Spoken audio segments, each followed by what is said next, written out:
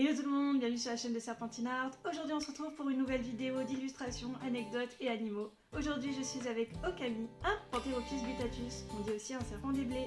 Ce sont des serpents qui sont réputés pour être faciles à maintenir, cool à la manipulation et avec plein de choix de couleurs différentes. Aujourd'hui je vais t'expliquer pourquoi le serpent a été mon premier animal de compagnie, quelles erreurs j'ai faites et comment les éviter. C'est parti! J'ai adopté Okami, mon premier serpent, quand j'étais en première année d'études sup. Je souhaitais un animal qui puisse rester seul sans se sentir abandonné. J'ai donc choisi le serpent. À l'époque, je me disais que j'irais en animalerie, que je demanderais conseil et je prendrais tout ce qu'il faut pour le serpent. Et puis avec mon copain, on est allé le chercher. Regardez-moi cette bouille d'amour! Parlons maintenant des erreurs que j'ai faites. Déjà, je n'achèterai plus jamais d'animaux en animalerie. Les vendeurs ne sont pas capables de donner l'âge du serpent, pas sûr du sexe, les conseils sont pas toujours bons. Et la deuxième erreur, c'est que je me suis pas assez renseignée sur les installations. Et en fait, j'ai fait aveuglément confiance aux vendeurs qui connaissent pas forcément tout. Et surtout, je n'avais pas préparé le terrarium avant, c'est-à-dire que j'ai acheté le serpent et le terrarium le même jour.